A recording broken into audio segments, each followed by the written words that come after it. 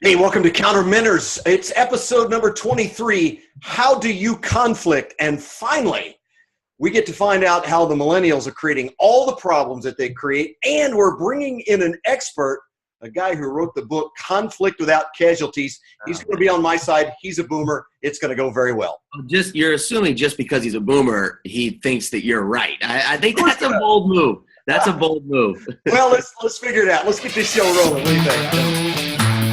This is Counter Mentors with Kelly and Robby Riggs.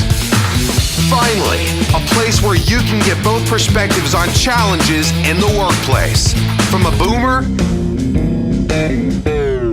and a millennial. The Counter Mentor is the new leader. Join us as we show you how to blend the very best of both generations, young and old. This is Counter Mentors, and here are your hosts, Kelly and Robby Riggs. Hey, welcome back. We are super excited to have that guy, Mr. Nathan Regier, esteemed author of the book Conflict Without Casualties, here to once and for all prove to my dad, the Pops, our resident boomer, that even boomers don't agree with him. Wait, hang on a second. Do you know what the subtitle of the book is? It's Conflict Without Casualties, How to Not Kill Millennials When They Get Stupid in the Workplace. I've seen that book, son. I have. We saw it in the airport. Well, Nate, welcome to the show. Hey, thanks. It's great to be here. It's a pleasure. Hey, thanks for joining us. It's Counter Mentors. It's episode number 23, as I mentioned. Conflict Without Casualties. The author is going to join us. The title of our episode is How Do You Conflict? And, of course, boomers and millennials in the workplace, son. We know there's all kinds of problems going on there. Hey, follow us. I'm Kelly Riggs, at Kelly Riggs, at Robby Riggs, at Counter Mentors. And, of course, you can see all of our past episodes on the website, countermentors.com. And find the podcast as well on iTunes. Well, son, get us started. I'll let you get the first licks in, but clearly I'll wind up winning this whole deal because it's two boomers against one today. Oh, my gosh. I feel like it's finally an even fight. Maybe you need one boomer, but, I don't know. I'm not sure. I'm right in between the generations, so I'm not sure which side I'm going to fall on. We'll see how it goes. Oh, jeez. This is not going to end well. Whoever's winning. So, again, really excited to have Nate on. I need to apologize to everyone. I'm playing hurt today, a little bit of a cold, bright and early here in rainy Seattle. So I do apologize for any sniffles or coughs. But Nate, I want to jump right into it. And, we spend a lot of time helping organizations through conflict. And now we've, have to deal with the millennial problem, as the Pops likes to call it. So right away, talk to you about, millennials often feel like we don't have, especially in times of conflict, we don't even have an opportunity to have a voice. The boomer, does the condescending pat on the head and go back to your desk, sit down and shut up. So straight away, but before we'll get back to some general things, but I straight away want to give Pops one of those. Why is it that boomers struggle so much with allowing a millennial to have a voice in times of conflict? That's a great question, and it's so interesting the way millennials will do conflict, and we'll talk about that later. It's so different than different generations have. I think baby boomers tried to do better than their generation before them did, and so their generation before them, they just didn't do conflict. Right. For them, conflict equals war, and so you just don't do it. So it did. They experienced world wars, and so that was their idea of super destructive conflict. So I think baby boomers' idea was, look, let's just be nice. We talk it out. We're going to soothe it. We're going to get consensus.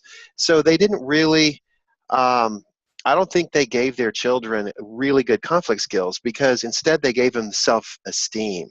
Did they get a trophy, Nate? Everybody got a prize. I like him already. So to a boomer, conflict is an example that life isn't fair, and so we can't do that. And so we just kind of be nice to everybody. And so millennials, I don't think, got good training in how to actually use conflict in a healthy way. So yeah, I'm hearing once again that it's the boomer's fault. I mean, I didn't hear anything else you said. I just heard you say it was the boomer's fault. If you can't blame your parents, who can you blame? Yes. Okay, Nate, before we get any further down this track and I get black and blue, at what point in time should a millennial begin to take responsibility for his or her own actions and quit blaming others and whining? I think at about age 2 or 3. Oh, yes. You know, whether we choose to take responsibility or not, we still are responsible. The Yes. only question is, I think one of the big questions is, are we going to get out of the way of millennials' consequences so they can actually experience responsibility, or are we going to keep trying to fix things for them and micromanage them? And it's a really difficult fine line, because if we're going to let millennials experience life and have consequences and learn to be responsible, they also need to be taught good skills on how to do that. Well, I mean, I do have to agree with Robbie, and I was one of those guys as well. I'm a boomer. I never learned conflict resolution skills, so avoidance was the word of the day. Probably didn't do the best job teaching our kids, although they did see some of it because my wife is pretty phenomenal at it. But, you know, Robbie raises a good point. You come into a workplace as a millennial, you're used to those generalizations we always talk about, and you go to work for a boomer boss that doesn't give you a voice. What kind of tips do you have for millennials in terms of trying to open up those conversations and maybe getting that voice, at least to some degree? I think it's all about strategy. You know, a lot of times we like to say it's not what you say, but how you say it that matters. And millennials tend to be very direct. They're passionate. They're kind of in your face. And so sometimes that's not the best way to deal with conflict. And I don't think their superiors are unwilling to do conflict. They just want to do it in an open, safe place where the millennial is demonstrating personal accountability. So it's, you know, blaming and saying, how come I'm not getting a raise, or how come y'all do this to me, or what's wrong? That's not healthy conflict. That's just drama. But if a millennial was to approach, you know, someone that they wanted something from and say, look, here's how I'm experiencing things. Here are some resources I can bring to the table, some ideas I have on how to do this. And here's what's at stake. These are the principles at stake, so that you can let the people around you know, I do care about something big and I am willing to be accountable. I think those conversations would go a lot better that way than just grousing over Facebook or Instagram later. Okay, my first hot take, son. You millennials are just a bunch of drama queens. I mean, I'm sitting here like I don't know that I want to say anything because I'm going to condemn myself. But man, that's the hashtag not conflict, just drama. Like, we need to get that trending. I mean, well, actually, you want to trend something. We've been doing a quiz. We've had 2 quizzes going on social media for about the last 4 months and gotten like 1,500 responses. And one of them basically says, are you an energy vampire, or are you a compassion hero? And good news, 82% of people that fill it out are compassion heroes, but 18% are drama queens and kings. They're energy vampires. Yeah, but here's the other side of that, Nathan. The other 82% said that everybody else is an energy vampire. Right. You know, well, if you're blaming anybody, you're an energy vampire in my book. There you go. That makes good sense. That's a fact. And I think, you know, Nate, I think that's so insightful that we bring what can be especially perceived as drama by a boomer. I think that's a huge part of it. We talk a lot about perception on this show in the past, when we talked about things like emotional intelligence and performance reviews and things like that. So managing that perception, I think, is really important. So I want to transition the conversation a little bit and ask you about how, you know, you talked kind of how millennials do conflict based on their upbringing is different from boomers. Can you give us the quick hits, the Reader's Digest? What is the difference between how millennials do conflict juxtaposed with how boomers do conflict? Yeah, I'd love to. Can I throw Gen X in there as well? Oh, sure. Get them in there. Yes. Because it's a transition. The forgotten generation. Yeah. Well, like I said, baby boomers are trying to do the opposite of what they grew up with. We all think that 180 degrees from wrong is right, but it's not. So baby boomers want to just talk it out, be nice, and I think their generation spawned the whole mediation. They're the mediation generation. So we're going to have all these conflict mediation management seminars. We're going to learn how to all get along and everything. And then Gen X came along and kind of had this sense that conflict must be bad. And so it reminds us that life is not fair, and because everybody gets a prize, then we obviously can't do conflict. And so I would say for them then, they spawned the emergence of this whole individual differences generation. So we're gonna have assessments for your conflict style and your personality and all this stuff, so that we can basically prove statistically that everybody's okay and that it's okay to be different. But here's the thing. Awareness of diversity and even celebrating diversity still doesn't get us where we need to go. We have to leverage diversity. Right. It's not just to be appreciated. It exists for a purpose. And so I think millennials are actually, one of the things they get, because they're so global and they're so aware, is they realize that diversity is not a bad thing. It has purpose, and it's meant to be leveraged. What we're not doing, though, is teaching them how to do that. So now what they've resorted to is sound bites, quizzes, and emojis. That's the way they deal with conflict. And so our quizzes that we did, I'm a clinical psychologist, so I know how to develop really statistically sound assessments. Right. Quizzes are not, but it's how we reach these people. If they can answer, if they can say yes, no to 10 questions and then forward it to 50 friends and say, I was a compassion hero, we're collecting data. And if they don't like somebody, they have a bunch of emojis now that they can put on, let them know. So I think we're now in this whole new generation where we have to teach people how to do conflict in texts, literally. Wow, Yeah, that's incredible. It's overwhelming too. I mean, I'm working with a big distribution company up in Seattle this week, and we spent time last weekend and this week talking about communication and why it's so important to communicate and how you can tailor your communication style by personality and things like that. And then we get to the conflict part, and I ask the hard question of why are you having knockdown, drag out fights over text? Like it doesn't make sense to me. And I think you hit the nail on the head that, Apple just came out with, or I guess in their last update, with stickers. So now we can use emojis and stickers and GIFs. And and that's how we try and communicate. So I agree with you. I think it's a huge challenge, and imploring people, get off the text machine, get off Instagram and Facebook and Snapface and Twitterverse or whatever they're called, and actually have a conversation. It's so true. And, we have this philosophy that compassion without accountability gets you nowhere. Mm-hmm. And accountability without compassion gets you alienated.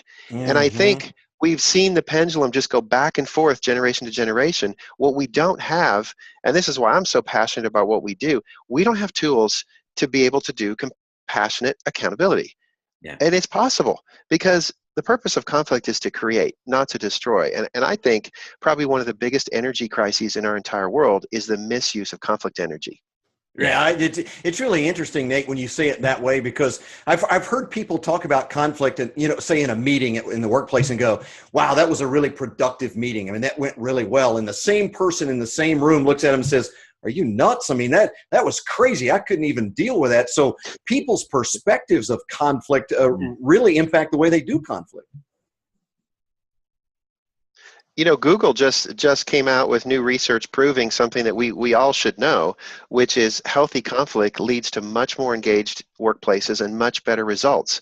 Right. And there's even some companies that have a rule that if you agree unanimously on something, that's a really bad thing. We've got to have healthy conflict. Because the best ideas come out and the best results are delivered when we can have healthy, passionate dialogue. Right. So you look in the workplace, Nate, and you have millennials coming in. Their perspectives are far different typically than boomers. Far better. Different. And so what happens is Robby and I talk a lot about setting those expectations very clearly before you even accept a job, that a boomer in the hiring process should make it clear the kind of people we are, the way we do things, what our values are, and all those things. And it leads me to ask you this question. Can you set expectations for the way you will do conflict in the workplace and get people to agree to that? Is that even possible? I have a real problem with expectations, but I'm not disagreeing with you. Okay. I think Einstein said it best. He said expectations are the surest prerequisite to disappointment. Sure. Because expectations mean that if you don't do what I want, somebody's not going to be okay. And millennials are going to run for the hills if they feel that there's a condition, any kind of a conditional okayness on them. However, it doesn't mean that you can't have rules of engagement and what we call behavioral norms in a culture. And I think there's 3 critical rules of engagement that a culture can have that can be enforced and can be trained. And I think these are timeless. And the first one is safety, is that we are going to be safe because we're worthwhile. Right. The second one is curiosity. We are curious because we're capable, and we treat people as if they are capable of solving problems. Right. And then the third one is you've got to have consistency. And consistency sends the message that we're accountable. And I don't think any generation would disagree that those 3 things are critical. But different generations have emphasized one or more of them at the expense of the others. Ah, interesting. Robby, I just need to ask you, Robby, are you feeling safe right now? Are you okay? I need you guys both to stop triggering me. Okay, I'm getting triggered. So I need everyone to stop. No, and we talk. Excuse me. We talk a lot about the importance of those your vernacular rules of engagement. We call them expectations. But one of our favorite definitions of conflict, Nate, is conflict is simply frustrated expectations. So you talk about it's the surest path to that. So I think we're definitely in alignment there, and I think that when there is a void of either rules of engagement or expectations, then that is when the millennial and the boomer, humans, they will fill that void, that vacuum, because the way our brains work, we have to fill that. So we fill it with our own version or view of reality. And of course, it's usually worse or more scary or and then that becomes, in my opinion, an even bigger conflict. And you feel more frustrated because you go, wait, if this was the rule or this was the expectation, if you just would have shared it with me, I would have known. So I'd love to hear your perspective on when you sit down with a new employee or you're sitting down with a team that you brought together to join a project, how you facilitate that process around, okay, all the boomers be quiet, the millennials all have all the great ideas. So how do you set those rules of engagement? No, it's awesome. It's awesome. I love your definition of conflict. And it reminds me of leadership guru Ken Blanchard. He says conflict is simply the gap between what we want and what we're experiencing at any given time. Yeah. So that gap creates a lot of energy, and that energy is extremely emotional, whether we admit it or not. And so when I'm sitting down with a new person or I'm coaching an executive on how to build a culture like this, the first thing is to recognize that conflict is not a bad thing. Recognizing conflict means there's a gap. The only question now is, how are we going to close the gap? And we're going to close the gap in a way that is safe, curious, and consistent. Mm-hmm. And so those go in order. I think it's very important that we let people know that in our culture, anytime there's conflict, the first thing is to make sure, are we okay? Are we acting in a way as if to say, you're worthwhile, I'm worthwhile? Are we getting clear about our emotional motives? What are we really after here? If we're not honest about what we're trying to get at the end of the day, then we're going to talk around the issue and we're going to talk about superficial stuff all day long. Right. And we check assumptions all the time. I was interviewing Dov Barron the other day, a great leadership guy, talking about vulnerability, and his big thing was, look, how come we always judge other people by their behaviors, but we judge ourselves by our intentions? And we're like, oh no, I didn't mean it that way. Right. What if we judge other people by their intentions, and if we weren't clear about what we heard, why don't we just ask them, what's your intention? Right. Yeah, because I can hide behind email or a text and get mad and tweet about it and put it on Facebook or write it on the bathroom wall. I mean, I think what you're getting at, I think that point is so important to understand. And when we don't do conflict well, all of the negative outcomes, the consequences, which word we hate to use, but the consequences are devastating. And I think that's a real challenge in the workplace. The Pops and I talk about this all the time, that the difference, the greatness that comes out of that task level conflict when you're working on making something happen and keeping it from getting to personal conflict. Yeah. And it feels to me like the boomer generation and the millennial generation, and probably our friends in the X generation too, we really struggle with that in the workplace. We often allow task level to become personal. Tips and tricks for our listeners and people joining us on countermentors.com. How do we keep from letting ourselves make it personal? Yeah, great thing. I think the first thing is we got to recognize that there are some really important myths about conflict, and we just got to get them out there and stop it. And the first myth is that conflict is destructive. It doesn't have to be. We may have experienced a lot of casualties of conflict growing up or other things, so we may think it has to be, but it doesn't. And that's the first myth. Another myth is that compassion or that peace means absence of conflict. Not at all. Peace is a very difficult thing. If you look at the word compassion, it actually means to struggle with, to suffer with someone. So peace is hard work. That's another one of the myths. A third myth, let me see if I can, another one is that conflict should be mediated or managed or controlled. You do that, and now you're saying conflict's the bad guy. Right. And then finally, the notion that that compassion would lead to less conflict. If we're just nicer, if we're just more compassionate, we'll have less conflict. Not true at all. I think if we practice true compassion, we're actually going to have more healthy conflict. Wow. God, that's great stuff. Hey, we're joined by Nate Regier. He's the author of Conflict Without Casualties, episode number 23 of Counter Mentors. How do you do conflict? Nate, I want to switch perspectives now because boomers have a role in all of this as well. And so we have an influx of millennials. They've always had, generally speaking, a lot of approval, very little of that conflict or criticism, we might say it that way. And so how is a boomer manager to approach the whole idea of performance management with someone who's really sticky around any idea or thought about criticism? Great question. And let's assume that on the whole, boomers do want to do a good job of leading. Yeah, we do. We're pretty awesome at that, actually. I mean, you want to do a good job. You want to be effective. You want to produce results. I think there's a couple really key things that we can do. First of all is to identify and address underlying tensions early. Don't wait for things to blow up. And to do that, boomers have to be tuned in to the emotional stuff going on. You can't pretend that it doesn't matter. Can't pretend that we're just going to not bring our emotions to work or going to leave our personal stuff at home. So tune in and address the stuff early. Second thing is more informal one-on-one conversations. Yes. Gotta do the mentoring, gotta do the coaching. And that serves a couple purposes. It gives that personal attention that millennials want.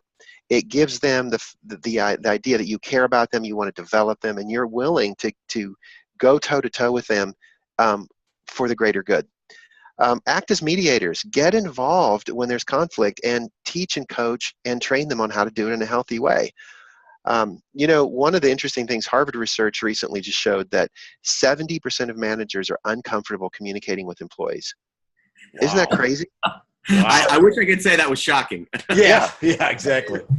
And then, so get comfortable, get skilled at doing this, and then finally, provide more clarity and guidance. You mentioned expectations, whether we call them that or rules of engagement. Get crystal clear about what we want, how we're going to go about dealing with each other, and then role model it and train it. You know, one of the things that Robbie and I have run into consistently, and the place that we find that both boomers and millennials intersect in a big way, is they both value respect. Mm-hmm. But the thing is, they define it quite differently. And our experience is that it is that one topic, Nate, that really creates a lot of the conflict early on. Boomer expects to be respected.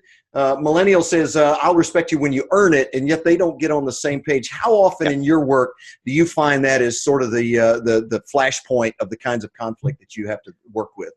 Yeah. It's huge. It's huge. And respect and trust are the two big things. And like you said, everybody wants it, but we define it differently. Mm-hmm. And I would think that boomers would define trust and respect basically on, can I count on you? Are you going to do what you're supposed to do? And that the fact that you have a job and a paycheck is enough. You should be grateful. Right. So get to work. I don't need to praise you and talk to you and do all this crazy stuff because I was grateful to get a job. Whereas millennials define trust and respect in, am I safe with you? Do you care about me? Are you invested in my development and career? And it's clear that if millennials feel like you're investing in them and you're challenging them every day, they're going to stick around a lot longer. And millennials are willing to be poor. They're willing to live together in small apartments or out of their car in order to feel fulfilled. Or with their parents. Yeah. Or with their parents. Yeah, there's the thing. So I agree with you. It's really critical that we get clear about what it means, and we embrace that both definitions are legitimate. They're both important. Yeah, no, it's huge. It's huge. So, Nate, my last question for you, I've been really saving this one up. I wanted to lead with it, but I want to give you a hypothetical situation. So let's say that a father and a son work together. That's just hypothetical. Let's say a father and a son work together, and the son, attractive, brilliant. I mean, some might call him a prodigy. Again, hypothetically. And he's feeling like I can just visualize him now. I feel like I can just see him in my mind's eye. In your mind's eye. And he feels like that father, who happens to be a boomer, is just kind of holding him down, holding him back. And sometimes he thinks it's maybe because that onset of baldness. So in that situation, how would you coach or recommend that millennial tell that boomer, again hypothetically, how to keep him from squashing his wings and keeping him from flying? How would you recommend? Hypothetically. That question and that scenario is as old as time. And I'm going to answer it. And I realize I'm without my coffee. I can't answer this till I get a sip of coffee. So forgive me. Yeah, no. Okay. This is a tough. Oh yeah, he's warming up. He popped off screen because he's got to do some jumping jacks, get some energy. Okay. Because I was actually doing a Google search. I need some help. Thank you. Because this hypothetical situation, I'm really hoping for the guest's sake that it comes out right. So go ahead. Okay, so here's what I would do. Step one, this hypothetical, fantastically handsome man. Yes. First thing is to recognize what the gap is. What do you want and what's actually happening? And wait a minute, the gap is, Nate, is clear. It's the gap between reality and what he thinks. We've gone off the rails. Millennials have never let reality get in their way. That's what I'm talking about. Yes. No. So identify the emotional stuff. And boomers don't really like to hear it, but it's important for the millennial to know that there is an emotional driver. Frustrated, angry, anxious, whatever it is. And identify the emotion. Yeah. And then explain it. It's like, here's what's going on. I'm feeling this way because there's a gap between what I want, what I'm getting. Right. But don't stop there, because a lot of millennials will just stop there and now it's just complaining. At that moment, then say, okay, so here's the resources I'm willing to bring to the table to close the gap. Here's the resources I'm asking for. Like, do you have information on this, or do you have ways to help me with this? And then you got to end with getting clear about what are the principles at stake that you can both agree on. Is it about integrity? Is it about commitment? Is it about respect? Is it about a passion or a goal that you want to pursue? Because boomers, that's what they're looking for, is they're willing to tolerate a lot of creative ways to get there as long as they know it's important. Oh, that's well played, Nate. That's well played right there. I see a boomer win right there. Nicely done. Putty in your hands at that point. I like it very much. Hey, we've just got a couple of minutes left before we're out of time. But listen, I want to ask you something important. Can you give us a sense of what the single biggest mistake is that boomers make in the workplace when they deal with conflict? I mean, if I was going to come away with this, and you've given us a lot of great tidbits, but if there's one thing I could stop doing today as a boomer leader in dealing with millennials in terms of conflict, what's the biggest mistake you see going on? Wait, we only have 2 minutes for him to answer this. I mean, we're not even started. Number one mistake, we see this and we've validated it with research on these quizzes. The number one mistake boomers make is what we call non-consensual helping. And non-consensual helping is trying to fix or help a millennial without their permission, without their consent. Oh, you mean criticism? It doesn't matter how it looks. I love the way he can take a word and turn it into something so totally harmless. Oh, you mean we're critical? Okay, Pops, Nate, he doesn't understand us masters. Yeah. He doesn't understand. We call it good intentions, unintended consequences. So boomers want to help. They see problems, they see gaps, they want to fix it. Here's the problem. If you don't get permission and buy-in from the millennial first, and if you don't disclose your motive for wanting to help, they're not going to take your advice. They're going to see you meddling and micromanaging. Right. So it's super, super simple. This has been a tremendous breakthrough with my kids. My 3 daughters, I'm always seeing things that I could give advice to help make their lives better. They don't want their lives to be made better. They want to feel capable and they want to learn and grow. So the most important thing I can do is say, hey, I see you struggling. I care about you a lot. I got some resources if you're interested, but I'm not going to push them on you. Oh, that's great stuff. It's critical. That is such good stuff. Well, the music says, Rob, we're just about out of time. So, hey, give me a quick hot take in about 10 seconds. No, I think that the time we had with Nate, it really hammered home that both boomers and millennials need to do conflict better. Great stuff. Hey, millennials, that's not conflict. That's just drama. Figure it out. Nathan, real quickly, where can we find out more about you? Give us the website. Absolutely. Next-element.com. Go to nextelement.com and you can check out my new book, Conflct Without Casualties, and learn about all kinds of great ways to get involved and learn more. That's great stuff. Buy the book. Get it. Buy the book. Hey, we'll see you next time. Thanks, Nate. Come on! Thanks for tuning into Counter Mentors with Kelly and Robby Riggs. For more information about the show, to listen to past shows, or to learn more about how Kelly and Robby teach companies the counter-mentoring process, visit countermentors.com. Counter Mentor Show is presented by One-on-One Media, Incorporated. All rights reserved. Opinions expressed by guests on the show may not be the opinions of One-on-One Media or the host of the Counter Mentor Show.